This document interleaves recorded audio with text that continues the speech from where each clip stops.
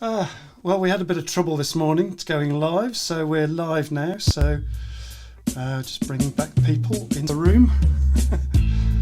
That was funny. Right, yeah, hi, and there's Birdie joining us now. Oh dear, that was a bit funny, wasn't it? That's twice now we've had difficulty trying to get on. So yeah, that's interesting. Well, we're all live now, so we're all up and coming. Let me just get the interview chat going. Where's the interviews? There we go. Right, there we are. Put that down there.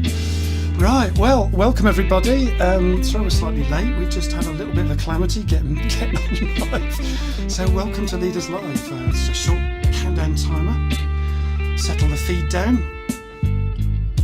Yeah, we've got the feed up and running now, and it's 22nd of March today, and spring's here at last. Yay! Spring in the UK, anyway.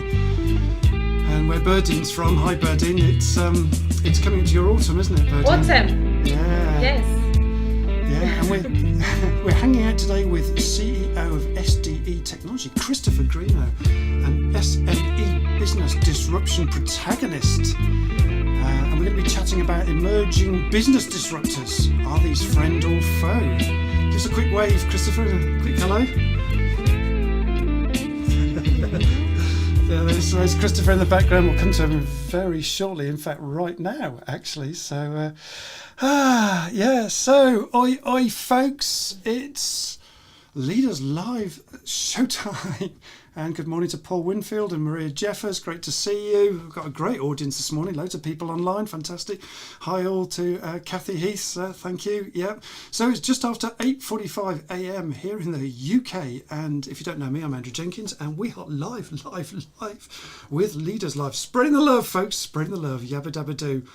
And we're streaming out on LinkedIn, YouTube, Facebook, a Facebook group or two, and Twitter and Twitch, we think, as well. Ta-da!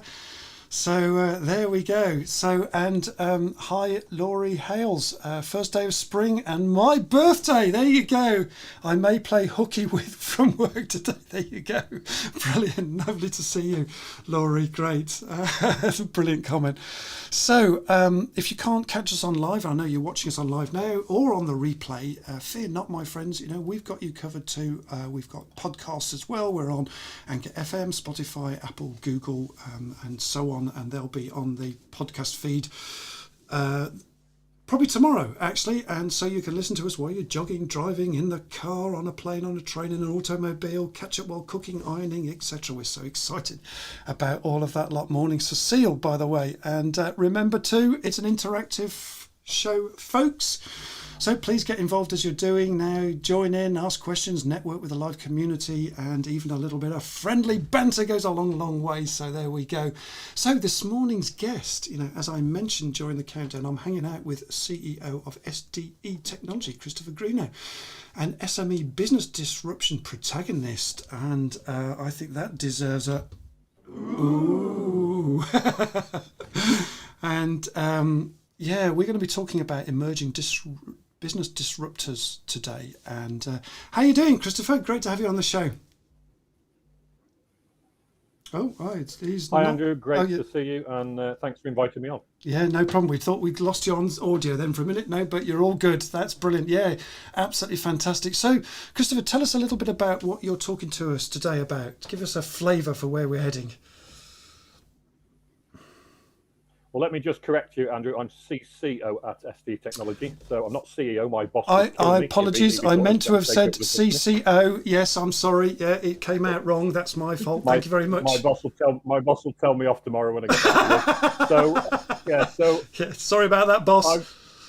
We're going to talk today about business disruption. Yeah. About the headwinds currently, digitisation. Yeah. We've got carbon reduction and carbon neutral coming. Electric cars, all these things are going to change the UK manufacturing scene going forward into 2023 and beyond. Yeah, it's a vital subject as well, isn't it? And we're going to come on to the teaser in a minute. But Christopher, you've got a couple of questions to ask us as an audience just to kind of get us started. What are your questions for us? Well, I'd be interested to see from the audience, as maybe a percentage or a number, which of your family members work in the UK manufacturing sector? Yeah. And also, should we look to buy more British-made product as long as the prices and quality are right. Should we support UK manufacturing? Well, yeah, okay, folks. So Birdie will put those in they're already in the chat right now in the comments field. So it takes a while for the feed to come back, so we'll come back to these shortly to allow people time to get their fingers working, etc. So a quick thing on the moderators. So moderator scene. So during the countdown, I briefly introduced Birdie, now fantastic moderator. Here's a chance to say a bit more. Birdie, how you doing? I'm doing well, thanks, Andrew. Just catching some snakes here in South Africa. But this morning's topic, net zero, carbon neutrality, is such an interesting topic. Yeah. So I'm very excited to learn more today with everyone else. Yeah, brilliant. Thanks, Birdine. And Birdine will keep us on the straight and narrow as far as the chat goes. And yeah, she's been killing snakes this morning. So big snakes and poisonous snakes. So quite scary, really. We don't get that problem in this country. So I'm going to come back to you, Chris, in just a tick, if that's all right. So quick teaser, folks. Business Disruptors. Look, folks, this is a massive, big, whopping, huge topic this morning. And this week, folks, none of us can ignore this stuff. None of us. And so, what are the big emerging business disruptor trends that are out there today? And why should we care? Why should we bother with this? Probably because it ain't going away, folks. So we're going to have to pay attention anyway at some point. Now, Dr. Google says, the master of the universe says, latest disruptor, shake-up and evolving trends are things like commoditisation, digital transformation, reinvention of business models, complex services, sustainable ecosystems, changing customer expectations and changing workforce expectations. Phew, that's a heck of a mouthful from Dr. Google. And we'll be talking about all of those things today and a lot more. And also, is this a case of disrupt yourself and your business before anything else does? Oh, well, there's a thought. Well, being a market disruptor isn't simply about doing something better than your competition. It is about creating something, a product, a service, a process that kind of turns the market on its head and puts you at the forefront. And the concept of disruptor refers to any person, product or idea that radically and permanently changes the way an industry operates. Ooh. So we're going to be exploring all of these things today, like emerging disruptions, trends, what do we need to pay attention to, what is net zero, why should we care anyway? Is the UK business ready to embrace the drive to carbon neutral? And, is this business positive or not? I don't know, but Christopher does.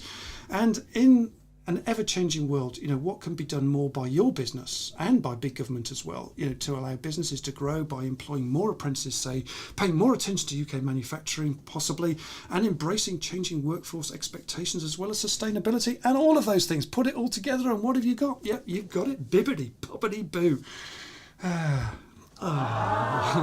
There we are. So just before we get on to Chris, quick thing about Leaderslive. So smash those likes for us and those thumbs up too, folks. We'd really appreciate that. It keeps us motivated too. Please subscribe to the YouTube channel, and the link is below, and Birdie will add this link in the comments right now if they're not already there. And yeah, please support that. It's really hard to build a YouTube channel, so I really appreciate your help. So thank you. So back to Christopher. So just before you begin, let's just give you a round of applause. Now, for those of you who've been watching on the podcast, there's confetti kind of streaming everywhere at the moment, and Chris will be clearing that up for ages. Yeah. So feel the love, Chris. Feel the love. Hope you love the groovy build-up. Hey, Chris. Let's just bring you back onto the normal scene. Thank you, Andrew. Yeah, really good. Okay. So, but just before we get going, you asked some questions to kick us off with. What did? Let's just quickly go to the moderator scene. Birdie, what's going on? There seems to be loads going on. Yes, Laurie said, no one in my family works in manufacturing, but I strongly believe that any country should first support its own industry, assuming quality and price are there. Yeah. And Nikki said, supporting Nikki. Local and UK business is important where we can. Yeah. Joe said, good morning. Morning, Joe. And And she Morning, said, Joe. always buy British first if we can. If we can't, how can it be looked at so that it is more affordable? Yeah, interesting. Whoa, some good comments here. And yeah, she carries on by saying, my uncles used to work at the steelworks in Scunthorpe, but none currently. Yep. Yeah. Maria said, no one in manufacturing in my family. Yes, I would pay more for UK goods. There we go. Right. So, what say you, Christopher? There's some good, interesting comments there. Take it away for us. You know, what do you think about those comments? Very good comments. So, Laurie, firstly, happy birthday and welcome. Yeah, happy birthday. Yeah, play hooky today. No one will know, honestly. Interesting to see that out of the 6 people who answered, nobody's actually got any family working in manufacturing, which is a sorry state of affairs, isn't it? But I mean, we really should be supporting UK manufacturing. I think people would actively pay a little bit more for British goods if they knew it was protecting jobs, protecting supply chains. And unless we invest in this country, without UK manufacturing, suddenly we have, when there's a pandemic or the Ukraine crisis we've currently got, suddenly supply stops. And then we can't build cars and we can't build washing machines and whatever it may be, it is going to affect us all going forward. Indeed. Yeah, we're all being affected. I mean, you know, things in the Ukraine like wheat, for example, and steel production, you know, it's big in that part of the world, right? And yet we had our own steel and we grew our own wheat. We had lots of things 20, 30 years ago, but I mean, the government's unfortunately invested in the banking sector and service industries, and that doesn't employ as many people as manufacturing can. So we need a balance. We need some service sector, some manufacturing sector. What we're doing, we've now on the back foot, and we've got to invest really heavily now to get back. For example, we don't make batteries in the UK. We don't make chips in the UK. We don't make wiring looms in the UK with enough volume to support production. So we're too reliant on the rest of the world, unfortunately. Yeah, and crucial things like chips and wiring looms and things like that, massively important for you know, new tech, I guess, as well. Absolutely, and it's all about new tech. So SD Technology, our company, is a manufacturer who makes metal pressings. So we're quite a traditional manufacturing company, but we're looking to disrupt. We're investing in new technology, new licenses for hot form aluminium. So we're trying to change the way we do business and get ahead of the competition. So it's about being disruptive, about investing. Yeah, absolutely. Right now, and we might be lagging, but you know, how long might it take us to sort of recover from, you know, 30 years of no investment? Do you think? Well, you'd think it'd take 30 years, but if we put enough time and effort and emphasis on it, we can fast track that. So there are now gigafactories being built for battery production, and the UK government is investing in all electric because carbon reduction is coming, net zero is coming, sustainability is coming. So we've got to invest now. The money we invest now will pay in the long term. Yeah, and I suppose that's an impetus in itself, isn't it? You know, the whole sustainability and carbon, you know, footprint and those sort of things give us an impetus and a reason why. Yeah. Okay. Absolutely, and I mean, you'll see the taxation is going to change, so it'll be more about how much carbon you make is how much tax you pay. So we've all got to get on the journey, and the quicker we do, the better.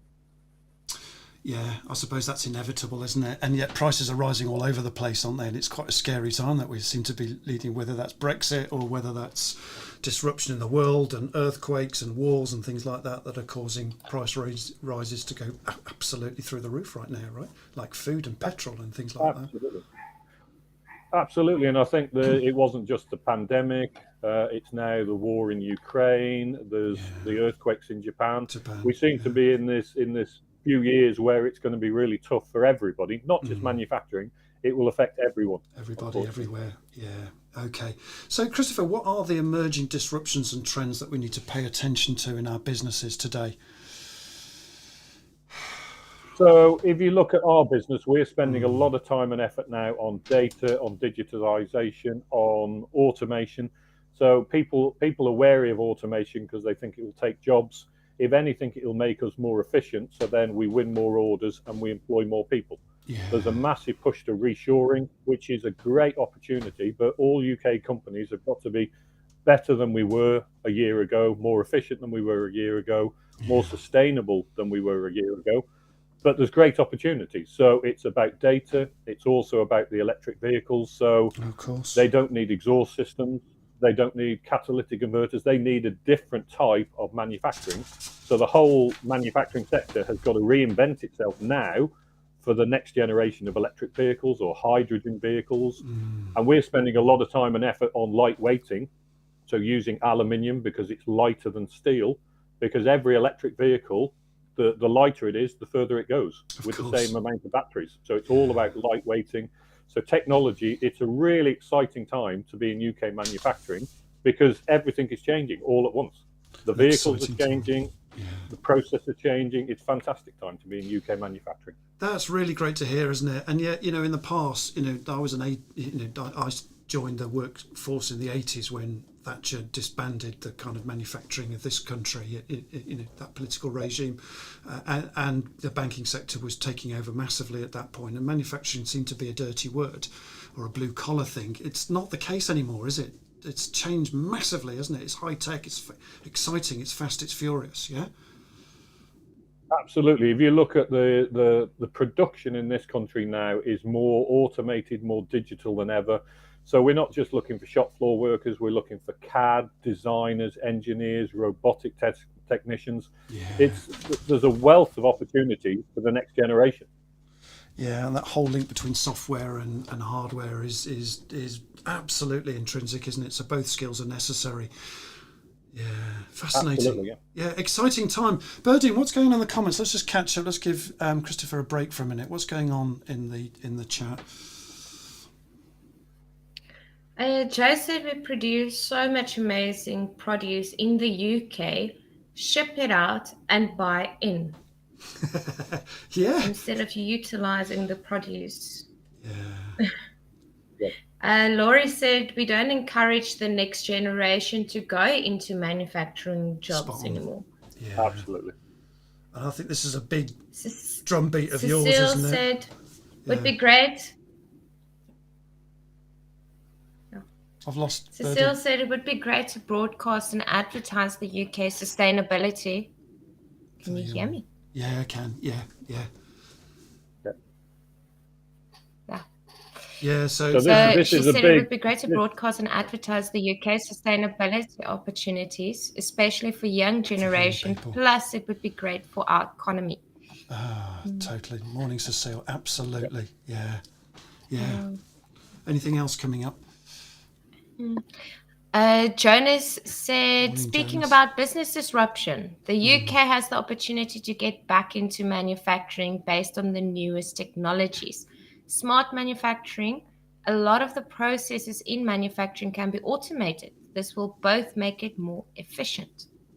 Yeah, Jonas, spot on. And Jonas, I think, morning Jonas, he's dialing in from Denmark, I think, right now. So be interested to see what's going on in Denmark as well, whether the same challenge exists or whether you're further ahead than us. And actually, Christopher might know that Europe is further ahead than us, would you say? Well, they are, and a lot of Europe has carried on investing in their manufacturing sectors and have long-term plans. The UK government, unfortunately, seems to be led by each political party as they come into government. They throw out all the old ideas and put a new book in or a new postage stamp. What we need is a long-term plan, and I love the point about trying to encourage the next generation into manufacturing. So I do a lot on promoting UK manufacturing as a career choice. Just spreading the good news of job creation, new facilities being built, because the mainstream media just pick up the doom and gloom around manufacturing. So why would any child want to come into manufacturing? They see it as a dead-end job, not career worthy, and they also don't see the exciting opportunities. So a lot of the schools teach about manufacturing, but it's teaching about the old ways of manufacturing, not about digitization, robotization, sustainability. So we've really got a disconnect between education and people in manufacturing, and we need to change that perception, because if we don't show it as a really sexy place to work, UK manufacturing, why would anyone come into the sector? Yeah, and that message needs to change, right? This whole perception about, it's an exciting, vibrant place that's actually going to be our future. Very interesting. Absolutely, going to be our future. And there's some great careers. I've been at my company now 29 years. I obviously started when I was 6 years old, so I've had a long career. Yeah, indeed. So you've seen it, and yet young people might not be aware of it, which means we need to bang that drum, which is what you're doing, right? Which is why young people are so important, and apprenticeship schemes that used to be around when I was a kid. I did an apprenticeship. I was formerly the last apprentice in my company. Back in 79 it was when I started my career, actually. Last apprentice in that organisation, and they were a dying breed after that. Come the 80s, they'd all gone, disappeared. Terrible. Absolutely. And most people then were pushed into the university route, whereas a lot of people, including myself, learn vocationally. So we learn by getting in there, hands-on, and actually that's how a lot of children learn, and that's what we should be pushing them into, the apprenticeship route. Yeah, indeed. Yeah, I completely agree. That whole thing is massively important, and actually people can get degrees, can't they, in working and studying at the same time, right? Doing day release. I did day release for a while. Absolutely. So so you can end up with an apprenticeship degree, which means you work at the company, so you get paid all the way through, and you end up with no student loan. So you get a loan-free degree. Why wouldn't people go for that? Did you hear that, folks? A loan-free degree by going through the manufacturing and engineering sector at the moment. Wow, that is something not to be sneezed at, right? So, great minds we have in this country. Why did we not see this coming, Chris? Why did we not see this coming? Well, I saw it coming, and lots of other people in manufacturing saw it coming. Unfortunately, we've got politicians who have different agendas than maybe the rest of us, which they've had some headwinds with Brexit and the pandemic and all the other things. But at some stage, they've got to get back to running the country and actually focus on the economy again. Yeah, it's the economy, stupid. Yeah, we really need to focus on that, don't we? Joe's just said this. You started young at 6, lol. Yeah, I'm younger than I look, perhaps. Brilliant, thanks, Joe. What else is going on in the comments, Berdine? So we just give Chris just a quick break for a minute. There's one comment from Jonas. The situation is somewhat the same in Denmark. Young people don't want to get a job in manufacturing. This has led to a high level of innovation in the automation industry. Denmark is a leader in the robotic industry. There you go. Yeah. And something came through from Laurie. Absolutely. For the same reason, America didn't foresee the issues with cheap products from China, mostly politics. Yeah. Sorry, you were going to say something, Christopher? Absolutely. Yeah, but I think at least America did look to making in America for the American market. And that's something we missed. I mean, we really should have a push in this country from Westminster saying, make it in Britain and buy British. And that would really help because then, as Jonas said, then the innovation would have to come. If you haven't got enough workers, you have to innovate. You have to do something, but it's led by demand. If there's enough demand for British goods, then we can make enough British goods because the investment will follow. It's like the chicken and egg, but we need demand to start, and we need to promote UK manufacturing and British products and be proud that we are British and we've got a great economy. I love that. Proud to be British and we have got a great economy, yeah. And, there's been a lot of pressure on lead times for supply chains and rising costs of goods from abroad. So, and then, anything coming from China takes 12 weeks by sea or something, Christopher, is that right? Well, 12 weeks up to 18 weeks, and there weren't enough containers at one point. So there has never been a better time for reshoring and investing in the economy. Yeah. If we don't do it now, we're never going to do it. We're being pushed now with lead times, supply chain issues, we're being pushed to start thinking in a different way, which is disruption. And actually, if you add to that disruption the whole sustainability agenda, it makes quite a good recipe for change, doesn't it?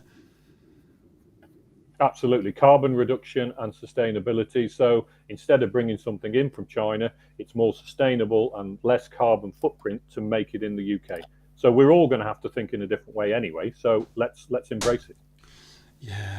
Yeah, absolutely. Let's embrace it. Berdine, there's a couple of comments in the chat. Let's just pick those up before we move on. Yeah, Laurie said we did. We had a huge public awareness about Buy American and Old Glory on those American-made products, but it took us time to get there, and we suffered first. Yeah, she's talking And about the then American market. Joe there. just mentioned I'm in. Yes. Okay. Joe just mentioned that I'm in the print industry, and we're being struck with the demand on paper at the moment price hikes. It's killing the industry. Interesting, fascinating. Just talking about paper, you can't even get tissues at the moment. That's like weird. The supply chain issues are just luckily we can get toilet roll this time. But yeah, paper being a shortage, that's really interesting, isn't it? These little things that we don't expect. The whole thing has been disrupted and turned upside down, isn't it, Chris?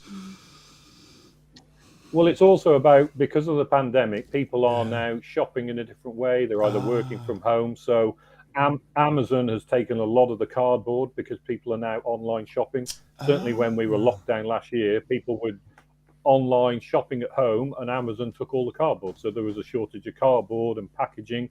Now it'll be paper, it'll be steel. It's going to affect all of us in a different way. And that's where real opportunities can come in for SMEs, who are the smaller businesses in the UK, who are really agile and looking to invest, can take these opportunities very quickly. So it could be exciting. There'll be some tough times ahead, but there'll also be some innovation. Really interesting. And a bit like Germany with their Mittelstand businesses, right? Their small SME businesses that hold the whole economy up.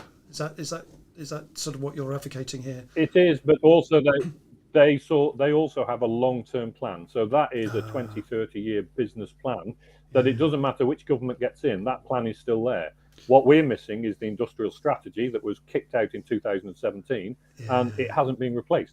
So we need something. We need somebody in government saying that, look, this is the direction we're going in, and then business will invest. Yeah, we're not good at that long-term planning thing. We seem to just always make do, don't we, and lurch from one thing to another. That's the thing that's missing. And you're right, Germany planned 50 years ahead, 100 years ahead even. They're really smart at that. Interesting. Absolutely. Yeah. So talk to us, Christopher, about sustainability, that kind of a sustainability agenda. And, what is net zero and why should we care anyway? What's the link there to disruption? So sustainability, we've all now got to become more sustainable because of global warming. Carbon neutral is basically our company has to put out no carbon. So either the fuel we burn or the processes we're using or the transport, we have to look for more local supply chains. And that really is going to disrupt the market because it's the ones who will invest now and can clean up. So potentially a company that's already very clean will find it hard to make improvements. Older companies who are more inefficient can make great improvements in their carbon reduction. So everyone will be on a different journey, and it's not just about saving on some energy, not using as much gas or electric or recycling. It's about how our people get to work. It's about where our steel comes from to make our products. It's about where we send those products to. Do we export or do we just make for the UK market? Every business has now got to think in a completely different way. So sustainability and carbon reduction will be on the minutes of our board meetings going forward because we'll have to plan now for the very long term. Yeah, and as you said, it's a massively deep disruptor, isn't it? Because it's going to be on everybody's agenda, including your clients, who will then insist that your processes and procedures are carbon neutral as well, I guess. It's got huge ramifications, and that gets all passed all the way down the supply chain as well. So it's not just your company, is it? It's your customers, it's the people that supply you, it's their customers, and it's really interesting how that's being driven, and actually quite rightly Absolutely. so as well. And it'll be driven by government initially, but then it'll be driven by consumers who are buying product that has a reduced or net zero carbon. And then it will also be driven by the next generation of workers and employees who want to work at places that are net zero or doing really well. They won't want to work at the places putting out too much carbon. So people are now making life choices and career choices. People working from home. That's because of the pandemic, that was a career choice then. It may be they don't ever go back to working in the office because of the carbon footprint. So it's really going to be disruptive, not just in terms of product, it'll be buying, people's buying power, buying choices, and also where people work. Fascinating. I hadn't thought of that connection to home working, and that whole disruption that creates for businesses is one challenge. Getting people back in the office is a lot of my friends who are CEOs of business, and they're pulling their hair out at the moment because they just can't get people in the office. And yet there's another side to this, that actually sustainability might flip it the other way, and then you have a balance because actually it saves on carbon footprint. I've not made that connection before. That's really interesting. Yeah, fascinating. Yeah, and Berdine, let's just give Chris a quick break again. What's going on in the chat? Seems like there's loads going on. Yes, Laurie said, I didn't know the Germans did that. Freaking brilliant. American government can learn from that. Yeah, it sounds like Laurie's dialing in from the Janice States, said the actually. problem with Yeah, but Berdine, I wonder whether Laurie's dialing in from the States. It'd be interesting to find out. So actually, if you are, Laurie, that's very early in your morning. So thank you very much for joining us. Very interesting to have you online. Yeah. Sorry, Berdine, carry on. Jana said the problem with the make it at home mentality is that the level of innovation will slow as every country wants to invent the same thing. Instead of doing it on our own, we should collaborate. Interesting. There's some thought. Well, yeah, I mean, it doesn't stop collaboration, right, Christopher? Joint projects? Absolutely not. And there'll still be joint products. There'll still be product that gets exported. But instead of just focusing on exporting or importing goods for our market, we should really be able to service the UK market from UK companies where we can. Yeah. We obviously can't, currently we don't make chips in the UK, so we have to import them. We don't have some of the raw materials that go into those chips in the UK. So there will always be things we have to import. But if we invested now, for example, battery production for new electric vehicles has to be in the UK. So the government have invested. There are things that are cheaper to make in the UK, and the things that we shouldn't be importing because of the carbon footprint. So It's very much a balancing act, but unfortunately the UK imports too much. We don't make enough for the UK market. Okay. And just that point on partnerships as well, none of this innovation stops people from partnering to do really interesting innovation projects. I came across one the other day, was the new Z4 from BMW have also partnered with Toyota, for example, to produce exactly the same car in a different way. Fascinating. Lots of cars have done that, haven't they? Is the same sort of car but different for different manufacturers, to save costs or to innovate. Absolutely, differently. and because the new cars, the electric cars, are so much easier to make. They're basically a battery and a drivetrain underneath, and then a body on top. They're completely different, that they're so much less complicated than they used to be. But I take Jonas's point. I mean, Denmark and Sweden and some of the other places there in Scandinavia are really investing in technology, and lots of that technology and robotics is coming into the UK. Yeah. So it is about partnering. It is about finding the best that you can find. Yeah. My point would just be that we lag behind in the UK, and we now need to invest to catch up. Yeah, and America was the same. America wanted to make in America for the UK market, but hadn't invested enough to allow that to happen. Yeah. Now they're catching up, and that's where we are. We're catching up with the rest of the world. Yeah, brilliant. Okay, thank you. Berdine, what else is going on? Cecile said, I think recycling is also massively important, and educate population, young people, about reducing packaging and using recycling products. Yeah, it's going to be a whole industry in itself. Cecile, that's a great question and a great name. My daughter's Cecilia, so that's a lovely name. And that recycling point is, yes, but that starts from not just from school. It starts with everyone in their daily life. We need to do more. We need to recycle more than we did last week, last year. We all need to start making changes in the way we shop, in the way we live, and the way we recycle. Yeah, I mean, talking about marketing that, Apple, for example, do a fantastic job in marketing their reuse of virtually every component within their Apple ecosystem, right? For reuse or melting back down again, etc. And they make a big deal of it, right? Absolutely, and they use a lot of aluminium. So aluminium is great because it can be recycled all the time and reused all the time. So again, there's a lot less aluminium now being brought in because there's so much aluminium can be recycled. So all these different materials that we need to start thinking about. Fascinating, fascinating. Birdie, what else is going on? Cecile also said, I used to work for a few steel international companies as an account coordinator, and it is a good way to exchange internationally and share different knowledge. Okay, yeah, thanks, Cecile. Yeah, back to the then Joe said maybe offer a bonus for most office days spent. Lol. Yeah, I like that. Yeah, well, this is all about, we have to think creatively, don't we? And there's something in that, I love that. Brilliant. What else, Birdie?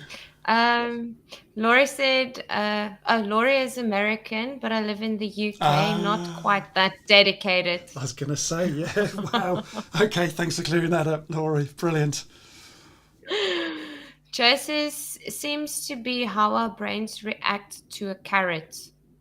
Carrot and stick. Right, yeah. If we're given a carrot, we can pursue it. But it is a bit of carrot and stick, perhaps, Christopher, isn't it? Yeah. Some of it's stick, some of it's carrot, right? Well, I think we're going to be hit with a carrot. I think going forward there will be either taxes or demands on companies and in individuals eventually. So it will be how much you spend, how much you recycle. We'll be taxed in a different way, and that will be the incentive to make us better and make us invest or change the way we live. So it will be the carrot, but it will be eventually the carrot that becomes the stick. Yeah, and also some of the carrots might be, thinking about government grants and, funding available for sustainability. All this stuff's got to happen from big government, right? To really encourage this kind of investment and this turnaround in our, in our economy and any global economy. Yeah, and that funding normally goes hand in hand. So it's normally matched funding, where a company wants to do either big data or put solar panels on the roof, and that will be matched. So there's an encouragement there for most people. But it's really good that the government are now investing and waking up to the fact that the UK economy has got to change. I think that's partly driven by the pandemic, by supply chain issues and lead time issues. So they're having to do something now, but at least they are doing something, which is good. Yeah. Okay, thank you. And, are UK businesses ready to embrace the drive to carbon neutral? And is this a positive then or not? Is it seen more as a negative, or we've got to do it because if we don't do it, we get taxed? Well, I think we are ready. Certainly SMEs in the UK. So 99% of the companies in the UK are classed as SMEs, small and medium-sized enterprises of less than 250 people. And they are the companies that are really agile. So 1 to 10 people, they can change their business model very quickly. People like Jaguar Land Rover can't change their model. They make cars, that's all they can do. Other companies, the size of our company, we employ 100 people. We are always investing, looking for the next big thing. And I think if you stopped calling it in sustainability or carbon reduction or net zero, if you just called it being more efficient, people would embrace it. So by reducing carbon, you're reducing waste, you're reducing costs. That makes you more efficient. By being more sustainable, recycling more, looking at what you make and how you make it, that makes you more efficient. So I think, yes, we have to look at carbon neutral, carbon zero, but if we called it efficiencies, every company would embrace it. Yeah, and efficiencies lead to, efficiency is a cost saving, but there's also an effectiveness piece as well, isn't there? By saving money here, you can put money elsewhere, and it has an effect, doesn't it? It's also about effectiveness as well moving forward. And it's interesting that you talk about the SMEs. Smaller companies are quicker to adapt. That's why the SME market is so important here, isn't it? Back to Germany again. A highly effective SME market, and we've got I can't remember the percentage, but there's a huge percentage of SMEs in this country, right? That can turn our economy around. 99%. There you go, 99%. 99% of the businesses in the UK are SMEs, which means we should be more agile than any other country. So we need to embrace the SMEs and allow them to invest quickly. Yeah, I completely agree with that, and yeah, we're in a really good position to do that, aren't we? As you said, the bigger companies find that harder because they're bigger, so it's harder for them to do. But they've got big scale as well, and I guess they've got the supporting SMEs which support them. So you're back to the whole supply chain as well, right? Yeah, it's fascinating. Absolutely, but we've now got the chance to. That really, I mean, there's never been a better time with the pandemic. We had Brexit, the pandemic. We now got the war in Ukraine affecting supply. If we don't disrupt now, we're never going to do it. Now is the perfect time for the UK to be a disruptive economy, people to start investing, looking at opportunities going forward, and it'll pay dividends in the long run. It's never been a better time. Yeah, with all the disruption going on at the moment around the world, the pressure's on, isn't it? And it's like the writing's on the wall. We need to do something. Yeah, I understand that. Yeah. Absolutely. Yeah, Jo says this, quite interesting. She says there was a news story yesterday showing circuit boards being melted down by the Royal Mint as elements contain gold. Wow, my gosh. I've not heard that before. That's an interesting story, isn't it? But again, why not? Because actually there's gold in them circuit boards. Yeah. There is, and that's people looking at different opportunities again. Yeah. I mean, finding a way of recycling to get the best.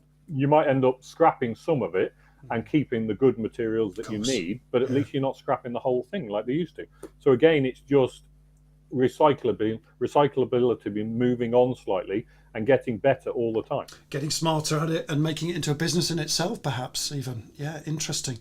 And Paul says, morning, Paul Winfield. Might some people see efficiency as job cuts?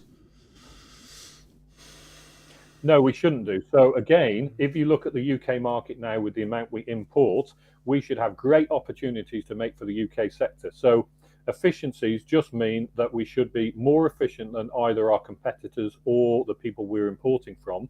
So it should lead to more orders. The same as automation. Automation per se doesn't lose jobs. Automation should make for the decent companies us more efficient, and then we can use those workers redeployed into other areas to win more work. It's about sustainability of the business going forward. Yeah. And I guess also, for us as individuals is to think about our own career paths and, constantly, increasing our skill set. And if your skill set is on point to where the market needs you, then you're never without a job, right? I suppose we're absolutely, but you've got to constantly invest. You've got to invest in training, invest in skills, invest in your people. You can't just invest in processes or new machines. You've got to take the people on that journey with you. And that's what's so exciting. As long as the company is investing, people can see that there's a chance to progress their career. Yeah, I agree. And, I've been banging this drum for a long time, actually, to say, look, you are your career. It's not the company that own you. It's you. Back to branding again, one of the most important brands is our own personal brand, and we work within a company situation because it suits our skills as well, right? Absolutely. And I mean, I've had 29 years in my company. I have worked in every area of the company. I didn't think I'd end up being on these sort of webcast shows and talking about UK manufacturing, but I enjoy it, and I'm passionate about the sector. I'm passionate about getting more people into a fantastic sector that's given me a great career. Yeah, absolutely. And it's a great message for all of us, actually, to remember that, we all have a part to play here on our own businesses, and there's a lot of people here in different businesses. We all need to think about this in different ways, and the apprentice schemes and the whole thing about recycling and sustainability is affecting us all. Exactly as you've said, this whole disruption things affect every single one of us in our careers moving forward. And Kev, morning Kev Oyston, hello. Efficiency, agile and smart working is definitely the way forward. And yes, it means to update our own skill sets and those of our employees as well. Absolutely. There's a responsibility on both sides here as well, isn't there? And training's been a dirty word for a long time, and we need to get better at it and reskill our people, but also having a responsibility to reskill ourselves as well. It's a two-way street, right? Absolutely, and that we're definitely having to reskill now because we've got new processes, new automation. So we're having to upskill our existing workforce, and that means we need apprentices and younger people to come in at the base level. So there's great opportunities for the next 5-10 years. That skill set is going to have to improve all the time. Yeah, I love that optimism. Great opportunities for the next 10 years or more. Fantastic. Yeah. So surely, Christopher, this is the new sexy, right? This is where we need to be heading. This is the new sexy. It's not a boring, job or a low-level job. This is highly skilled, sexy, interesting, vibrant. The whole manufacturing sector is super sexy, right? We need to bang that drum, all of us. Absolutely. There are opportunities, and it's not the dead end job it used to be. It's now evolving constantly. The new electric vehicles, the local supply chains, the push for efficiencies, carbon reduction. There are great opportunities now. So if I had young children at school, I would employ them to come into UK manufacturing, go and have a look at your local factory, go and see if you can go and see what's being made down the road. Manufacturing makes everything that's in your house. Every product you have has been manufactured. Find out how it's been manufactured, and you'll find it's really exciting. Yeah, and that's brilliant, isn't it? And thanks for that call to action for us. And look, folks, we're coming to the end of this show now. But look, if you've got young people in your family, which I'm sure all of us have at some point, somewhere, actually thinking about that, and contact Christopher, because actually he can put you in touch with lots of people for your young people, and to think about that for your own family and your own kids. And please contact Christopher. I'm sure he would be really a great listening ear for you, and to think about job markets for future people, or even for your own careers. Fantastic. Thank you. Really great food for thought today. Thanks again, Christopher, for a very useful, thought-provoking session. Hope it's given you ideas to understand more of this. So please contact Christopher on LinkedIn via direct messaging. We'll put his email and company in the chat shortly if Birdie hasn't done that already. Yes, she has. Super. So, enlightening stuff. And this show will be on podcast to people in the next 24 hours. So watch this space.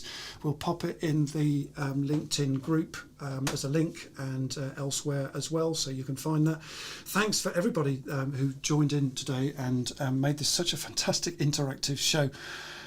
So keep the conversation moving. You can join our Leaderslive group, and if Birdie's put the link in, so you can join that and carry on the conversation. And remember to subscribe to our YouTube channel. We're also posting YouTube shorts for the first time as well, so that's a whole new thing.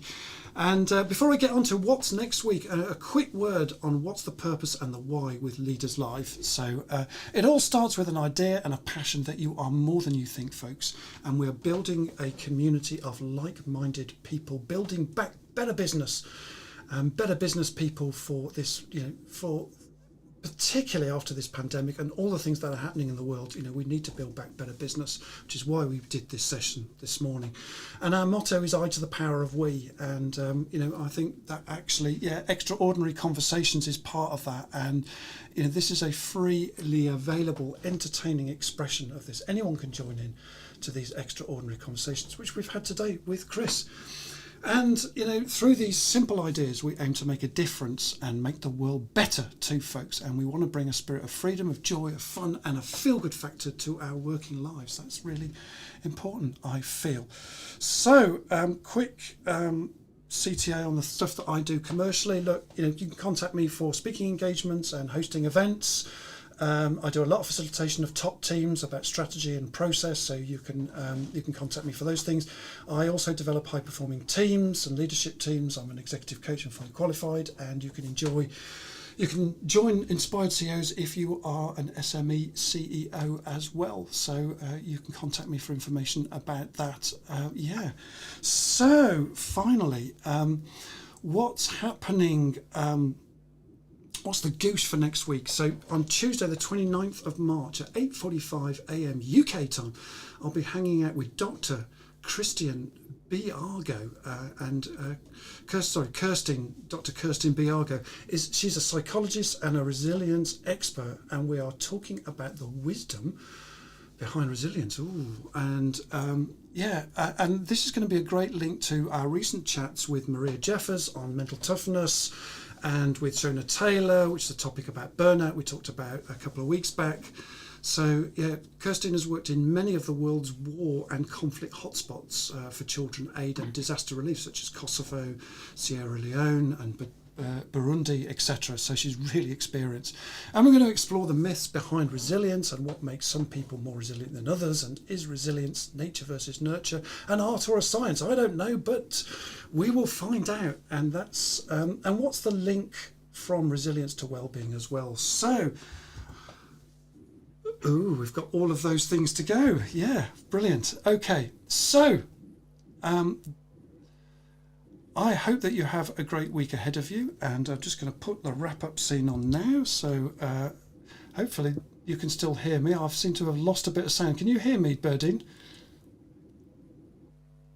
I'm not sure if I've lost sound. I can hear you, Andrew. All right, okay, fantastic. I can hear you, Andrew. It's fantastic. Okay, so catch up with us next week, and for now, have a great week ahead of you, and thank you again for Christopher and for Berdine and I. We all wish you a great week ahead, and you could bop along to this intro music, but I seem to have lost the intro music for now. I don't know what's happened to that.